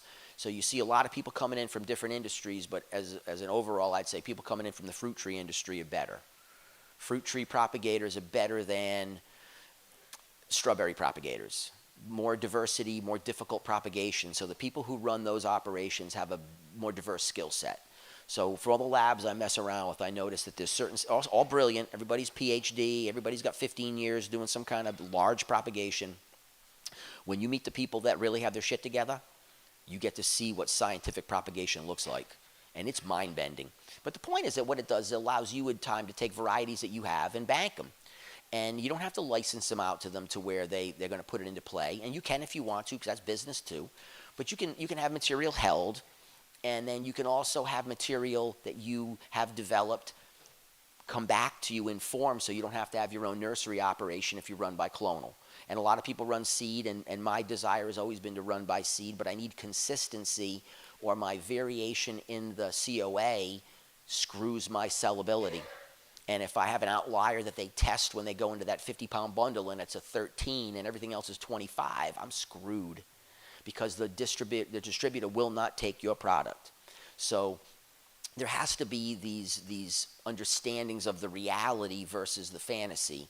But in time comes when we get lines that are a little bit more stable in terms of chemotype distribution in population, then none of this stuff will be needed. But the fact is, you can use it right now. And the price on some of this stuff is going to be cheap. And so for conventional propagators, I tell people, if you're going to get in the nursery business, be very careful right now. You're about to compete with some really intelligent, well-done propagation models. And they're going to get you. But you have to understand how to use the tools so that you can find stuff that you have. For it's like $150 to get a pathogenic test. So you can go send a leaf analysis out, find out you have virus. And if you do, scrub the plant. It was 10 grand to scrub a plant, then it was 6 grand, now it's down to like 3,500. Give it a year or two, it'll be down to 1,000. And once you get to those prices, it's worth it, because to scrub a plant meristematically is time. It just takes time, and that's why it's such an issue. Anybody with a laminar hood and some August solution can do microprop. Not necessarily correctly, and they're definitely going to struggle with meristematic prop. And then the ability to load the plant with hormones in the direction that it needs to be able to move correctly, and the ability to use those services to hold material so you're not having to bank your own stock, because the cost of having to have a small indoor operation connected to your facility makes it kind of tough. If you're under full license and you're an outdoor cultivator, how are you running your indoor nursery unless it's at that facility with the building that's required to have it? You can't keep it at your garage, so that's not legal. And so I'm not someone who's caught up in what you do legally or illegally. I'm the last person that can point a finger at that. But I try to always tell people, look, if you're going to be part of this track, bless you, if you're going to be part of this system, what you need to be able to understand is that some of these limitations we have, they cause real problems. And so the TC world is exploding around you, and it is most definitely real. And it's important to understand. You're seeing the diving into the chromosome is pretty fascinating right now, where people are really unraveling this, and you're going to see it in. See, I figured I talked to him 6 months ago, so 2.5 more years, and you will see a revolution in plant breeding. And that's how long it's going to take, because they have to open up the population. So I took a look at a GMO, and I got to see a couple thousand of them opened up and selfed. So I could see all the expressions of the GMO, and it was crazy to see the whole chem side layout and the whole cookie side layout, and how many variations there were within each one of those subsets. It was mind-bending. And in those plants, they then pull the outliers out to start to work the populations. So, you're getting to see the future unfold in front of you. And the whole CRISPR stuff, people are fascinated with it. But I was looking at a tech article the other day, and they figured out how to make a CRISPR tool for like under $20. And it lets you electrify the cell wall so that you can insert other genetic material. And so I know that people are going to start doing their own CRISPR work at home. And to me, I don't like CRISPR-Tech because you're inserting and erasing, and the problem with that is that you can pull things out of the plant that are there that I know that we need, and I don't think we're smart enough to really erase portions and add portions. So I don't think genomic breeding is bad at all, but I think genetic modification is. I don't think we're smart enough. We're smart enough to look. We're not smart enough to take away. So, but you're going to see it. It's coming right now. And so the same thing. It's just to be aware of these changes. And I think that's about all the stuff I've been popping around. So listen, anybody got any questions? What you got? No, the whole point of auto is that it's not cyclical regulated, that it goes off of its own age. And so what's the point? But what I am seeing, though, is auto flower that's really pretty nice. Like I'm seeing auto flower improve dramatically, and I saw somebody this year do a crop of auto, and because it's hardier and it seems like it has less nutrient requirements too, they were able to pull an auto crop out, and it was the easiest crop the guy ever ran, and he was able to sell it at a killer price right in the hot part of that right before the fall comes in, and it changed my opinion on autoflower, and it was actually palatable. I typically don't like autos because I can't stand that cloudy, muddy. The Rutarellus just doesn't, it has never done it for me, and I had access to Rutarellus forever. I never liked it. Something about the high just turns me off, but they're doing a really good job. And so, if you could get Rutarellus, if you could get these hybrid seed, you run it early in the season because it's tough. It lets you get a crop. It lets you then run your crop a little bit later in the season, but it lets you get 2 cycles out of a non-light dep operation, because light dep, any kind of light manipulation in California, they consider it another category of permit, so it's twice the cost per square foot. So any way you don't have to have any electric lighting at all to get twice the cost. All you have to do is break the light cycle mechanically, which is a dep tarp. And so to me, the autos are really good for catching market windows where there's a need, and then you put out your quality product so that you fit your niche. What you got? How much cannabis do you need for a tissue culture? Oh, you really just need a node. Because they're gonna open up that node, and they're gonna pull out a meristematic cell. It's so small you can't see it in the petri dish. Can you spell that? Meristematic, MERISTEM, meristem, ATIC. Very small piece, just has to be living. They can't resurrect dead material. Has to be alive, and so a chunk.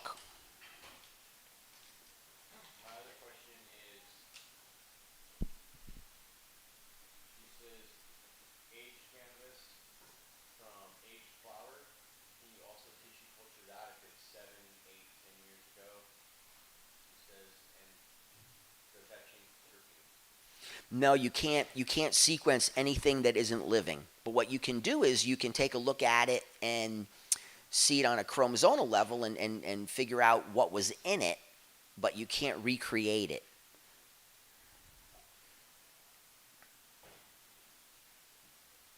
And plants that are problematic, once you scrub them, you will get back to the potential that was there.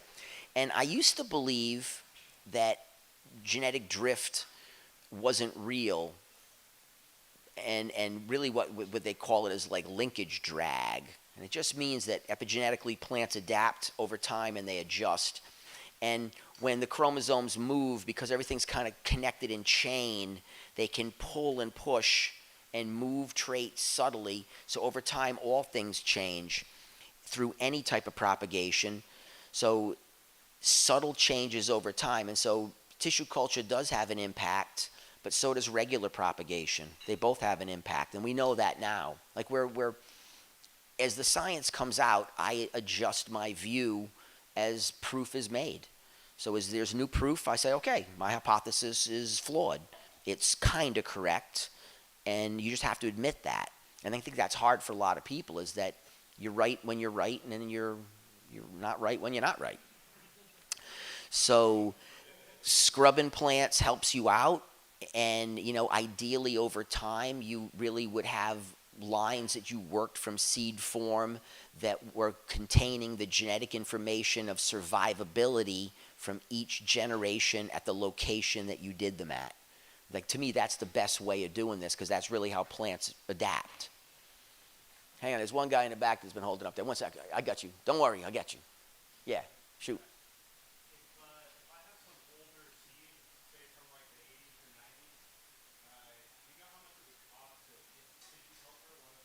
Well, they don't tissue culture those. They just do it. They don't have to do a tissue culture. What you're trying to do is just open it up, and you can go into an in vitro situation.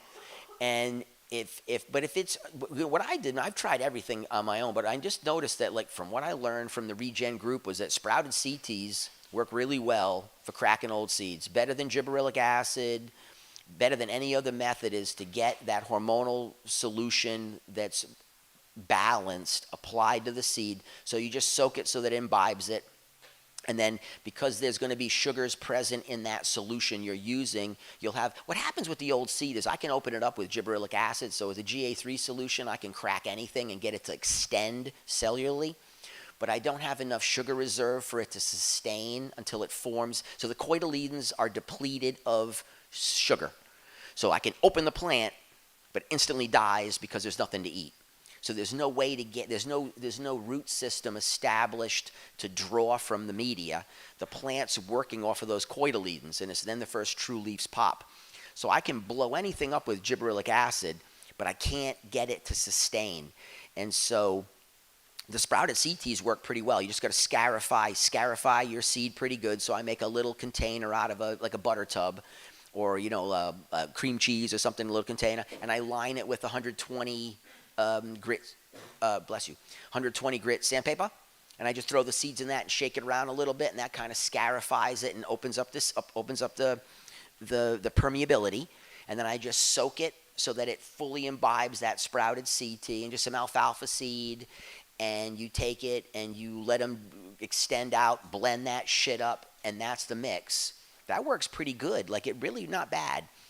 The in vitro seed is each company would have their own pricing on it, and did they get their formulation. And what you want to do is you want to talk to the company you're working with and have them show you some of their success.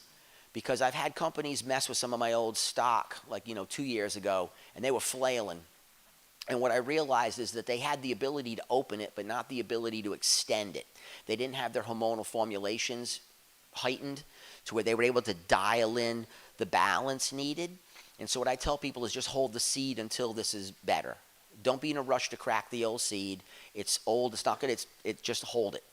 And you're going to be able to get it into an in vitro situation in time that will absolutely be able to open 95% of that.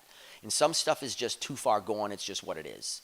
But if there's anything remaining in it that's viable, they can pull it.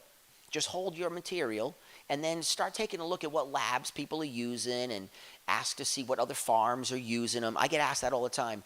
Who used this service and what was their result, and was it okay? And so, word of mouth, and boom. Where's the skunk? The skunk, I took the skunk. I know, I'm digging into it now. But what I did is when I shifted the nursery operation, I didn't have the ability to mix the operations, because otherwise what we have is multiple stock in a facility that's designed for a single entity. And so what I did is I took that material and I licensed it through a lab, and so that I can have them start to open it up and start to look at it in population form. And that's where it's at. And it's just, what you realize with a lot of stuff is that we're in a rush, but none of us are going anywhere. And so I'm not in a rush to get it out. I just know that if I go dig, I'll find. And what I'll find is I'll find all kinds of interesting stuff that I couldn't have found. And I realized that, like our population size that we used to use was decent, but the population size that you can do now, good 10,000 plant sifts. And I mean 10,000 in one spot. Not 10,000 spread out over 50 farms in the region. 10,000 in one spot so that you can really compare apples to apples. Because otherwise, all the other variables impact that study. So if I'm trying to do research, you have to hold all variables constant. And any change in that changes the experiment. And so for me, I realized that when we started making these business decisions of like, what's the real business we're in? Survive. It was to take this material that I've been digging through and to allow a larger entity to look at it so that the material can come back out. And then I'd even license it to myself, meaning that I don't mind. If you had something that was valuable, I'd pay you a surcharge to run it. Just like in the old days, people paid huge money for clones, or you had some kind of, conditions of use. No difference now. You want a McDonald's, you license it, and you run McDonald's. And I don't eat McDonald's, but we're using that as an example of a licensing deal. And that's how I see a lot of the stuff that's coming out, is that some of these things, especially if they're intelligent about how they release it, where when I used to release certain types of material through the nursery, I would release limited amounts of it because I knew that the value would be higher. And so I would kind of release to people I knew that I wanted to see do well, and I'd be like, this is the one that's going to make you money, and I'm only going to release it to 10 farms. So this way you're able to actually make money, and then next year I'll open it up to a general population. So I don't see it any different as that. And that's the hunt, is to go look through. And what I'm not looking for is, I'm not looking for just that terp. What I'm looking for, because most of the stuff that had those terp profiles had leafy, shitty morphologies and had low numbers. And so I don't care how incredible the smell is, the numbers prohibit the sale. What I need is the skunk that I had that had all the boxes checked that I lost in a raid. Like I know what I'm seeking, and if it's not that, it won't work. It just won't work. The realities, we're not there yet. In 10 years, the public will be able to work with things that don't fit that visual. They'll be educated enough to know that once you roll it in a joint, who gives a shit what it looks like on Instagram? Right? Straight up. But that's not happening today. And so that's what's going on with that project. The only thing I'm doing right now is kind of cool, is I got some killer Afghani stock that was from Russia. And I'm just doing a little open population myself on it so I can then go through that stuff. But it's just killer, really earthy, dirty smells coming off the plants, just funky, exotic, cool shit. And that has nothing to do with commercial. That's purely because I like that kind of pot. And so that's what I'm working on my own. And it's small. I mean, I'm talking like tent-size breeding project, open pollination, so I can hold the material and I can get a bigger collection of the material, and we can look at it at population size. But that's the only thing I'm doing because it fits my world. And my farm, I didn't do any breeding on it whatsoever. All I did was run the products I was given so that I could focus on the business to make sure I could pay and keep the farm alive. Like, just really straightforward, honest, this is important most. And then everything else can wait because I'm not going anywhere. We're not in a race. We're not racing anybody. That's the point, is that they made us feel like we were in this incredible foot race where if you don't run right now, you're going to die. No, you're going to run so fast you're going to fall down and break all your teeth out of your mouth. What you need to do is just keep walking down the damn trail, and you're going to get there sooner or later. And the fact that you're trying to develop what you're doing is the truth, because you can't force plants to, no matter what they do, you can't force them to be anything different than they are. What's that? Oh, yes.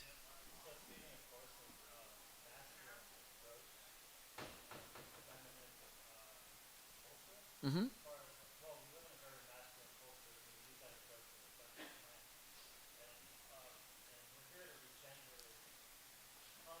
Mm-hmm.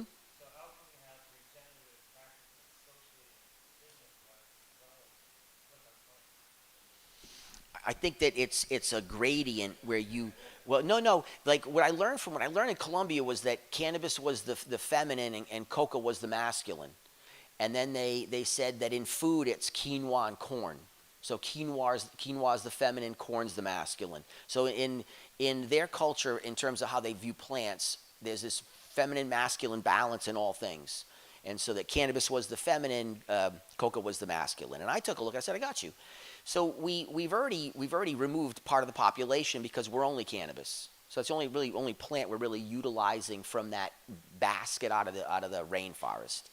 But I think that what ideally is that you work where you can right now so you can stay alive, And then the idea was always to develop varieties from seed form that fit what I call like the Appalachian model, where everyone that's within a geographic sector that's similar can produce things that fall within that range. And what it does, it allows you to have enough product to fit the market demand, but you're able to work with it from seed form, which is really, to me, the most regenerative, because you're using the least amount of input. And so the way I understand regenerative is we're trying to reduce inputs. We're trying to sequester carbon, and we're trying to reduce input, so that what we're doing is having the least impact. And seed is the best way to go about that. But right now, for a lot of people, you will go bankrupt if you do that. And that, I don't care what philosophy works. That one doesn't work. You can't lose the farm. You can't lose the land you're on because you weren't willing to use, what's up, Big Luke? You weren't willing to use the products that were available to you right now. And it may not be perfect, but it's not so morally reprehensible that you can't do it. So a clone doesn't mean you've sold out. It just means that you're aware that the market wants that. And once the market accepts you, where they know who you are, oh, you have a lot of latitude. You know what I mean? Like, I was able to introduce a tremendous number of varietals. And it's funny, too, I use the word varietal, and it really means single source bottle of wine. But just like someone was calling strand and strain, and we all understand what the words mean. And so there has to be a vocabulary that's clarified, but the main point is people become little grammar Nazis, and it's not important. Get the point across. And the point is that people will trust you if they succeed with you. So if someone buys your product and they like it, they'll have trust in you and the product. And then you'll be able to start to introduce them into other stuff and say, hey, what we're doing is we're trying to go into this form of seed. So there's subtle deviations in batch. Expect them. And they'll be okay with it if that's what they're told. But at first, if they get a batch and then it's not the same batch, they become disappointed. And once they're disappointed, they turn their back on you. And what did someone say to me? Someone said, money's like a beautiful woman. When you turn your back on her, she never comes back. And that's really important. Like, do not turn your back on that reality, because right now you're having to survive to keep the land alive so that you can then go that route. And to me, the long-term goal for all of us would be to work off of stabilized seed lines that we used and developed and worked regionally. So the only stuff that you could get that fit because it was optimal for here, your location will have stuff that's optimal for you. We shouldn't have to compete. We shouldn't be competing with the same clone. My gelato is better than your gelato. And it's like, who gives a shit? It's all gelato. So, you know, and people say people want heritage strains. I'm like, really? White Runts won the Emerald Cup. What heritage strain is that? And what they want is what they want. And you just have to acknowledge that first, that the customer dictates your reality more than you do. Or you're not in business. You're in personal consumption, and that's okay. But your product needs to move to a market. These people who dictate that reality have demands. You have to satisfy the demand. Once you satisfy the demand, they're very malleable. They will bend to your will once they get what they want. But when you tell them you're going to bend to my will, they tell you basically, fuck off. And they abandon you, and you are forced to go out of business. And so to me, that's the first consideration. But how do we balance that situation? Male and female, open pollination, normal preservation, selected development for lines that work. And you'd end up having enough people working together where you really have creativity come out. It takes all of us, man. It's too complex. Nobody's smart enough to do it on their own, like straight up. And I meet some of the smartest people I ever met in my life, and I still watch them struggle, so I know that it never ends. It requires many people to solve the riddle, and that's the one. First, survive, and then work towards stabilized seed line. Because once you do that, now you're out of that entire production loop. What you got? Good question. Somebody do me a favor. Somebody, if you can keep track of whose hand went up and down first, it'd help. Because I feel like I always miss out on people. What do you got? It's a little bit different as to what you were talking about in the beginning. While maintaining this, like holding down the fort that you've been talking about, keeping the quality and everything, you were speaking about mysticism. Mm-hmm. One of the ways is with the quality and everything that we've been talking about, the regenerative and all that. Another thing that I've seen that has to do with our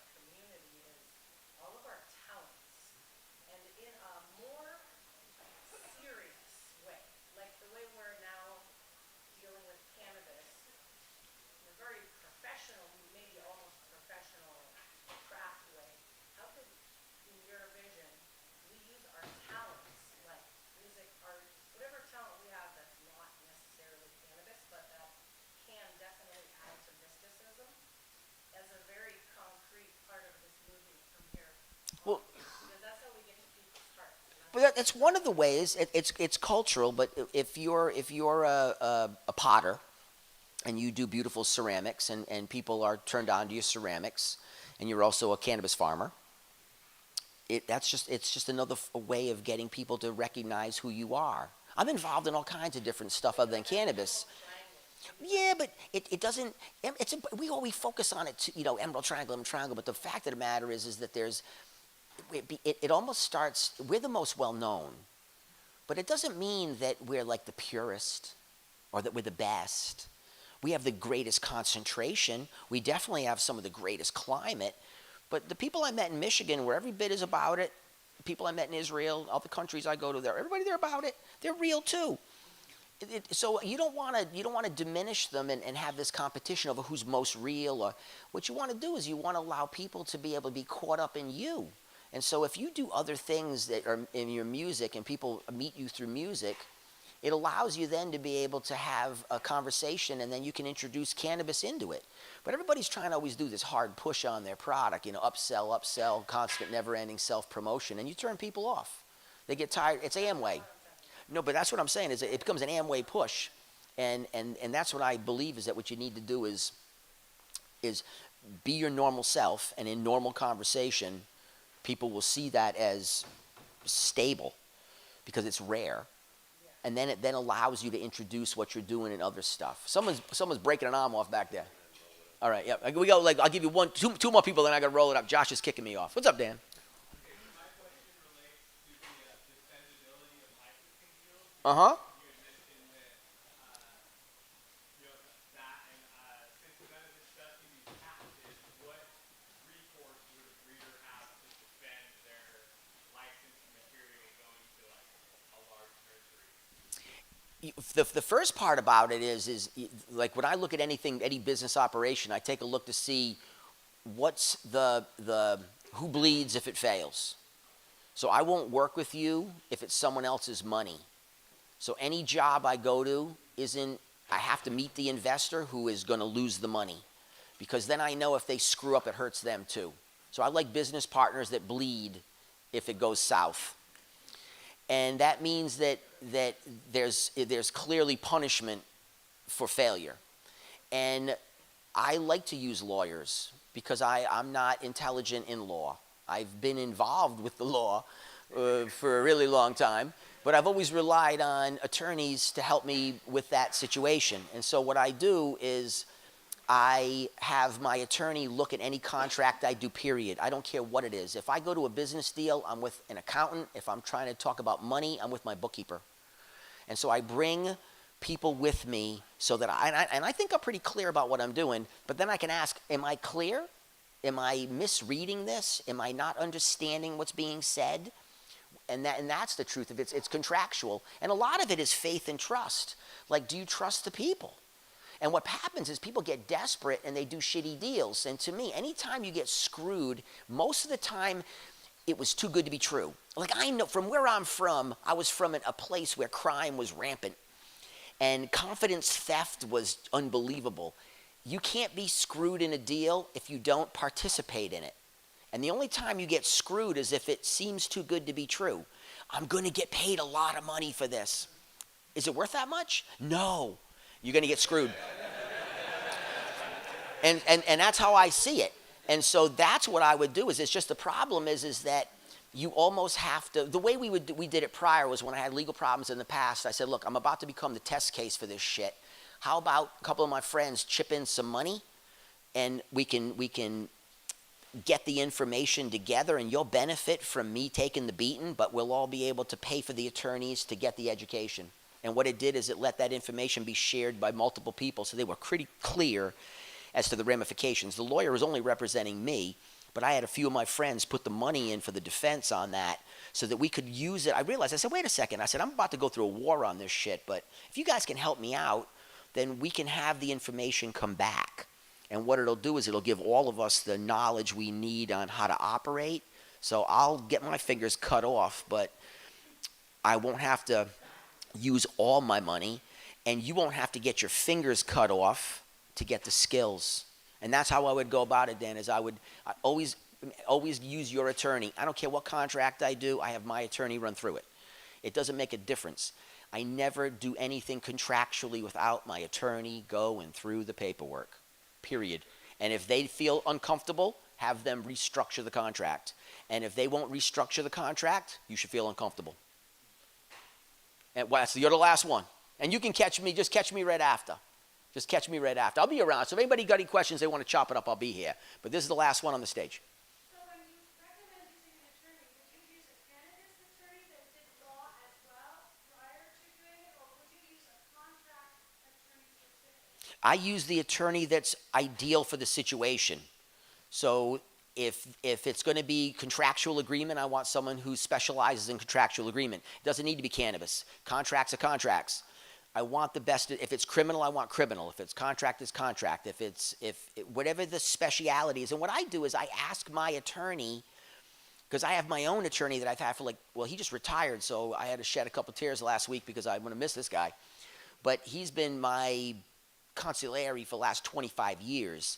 So what I do is I ask him, I said, hey, I got a thing going on. Let's take a look at this. Are you the right guy for this? And he said, no, let's go find someone who specializes in this. And I let the attorneys find me the attorney. I don't look for the attorney. I let the attorney find the attorney. Just like if, as a cultivator, if someone was to ask a stranger, find me a good cultivator, they'd find anybody. But if you go to a good cultivator and ask them, I need someone to do this project, and you're like, I got you. I'm not the right person, but this person is. You're vetting. And just let your attorney that you trust and use, that you have a financial relationship with, let that person help guide you. You're welcome. I think that's it, man. Oh, one thing before I forget. And thank you for the applause. I just hate to cut it short. I would take it again. But I brought in a bunch of this Roberts Creek Congo. And so I brought some plants in, but I brought in a bunch of branch material. I went and grabbed it out of the plant. And so what I'm going to do is I'm going to cut a bunch of it up, and I'm going to wrap it in Ziplocs and bare root it. And so you're welcome to grab some of these plants. The Roberts Creek was someone gave it to me as a gift, and I was just so happy that I had it. And then the individual who released it into the world hit me up privately and said, hey, I'm the guy that released it into the world. And he said this was from seeds out of the Congo. It was taken to the Canaries and bred into an F4 probably 20 plus years ago. It moved into Canada. And he said, I would love if you shared this into the world. So it's a really, really beautiful. It finished for me November 7th up on the hill. It's just really killer ass, clean, clear, lucid, good pot. And so I have a couple in soil here, but I'm going to cut a bunch of these up while this is going on, and then you guys can come grab them up. And just like last year when Josh kicked out all these killer plants, all I asked was, look, I'm going to give them out. Just share them. Because otherwise what you're doing is you little genetic hoarders. No, straight up. And I've moved more plants than anybody I know. I'm like, you need to move the plants among each other so that what you have is you have stock to play with, tools to use. And what it does is it allows mainstream people to see a different behavioral pattern, because that's your branding, that you're willing to share information, you're willing to share the tools, you're willing to be a human being. And that's the part that makes this type of cannabis, this type of culture applicable. So thank you very much.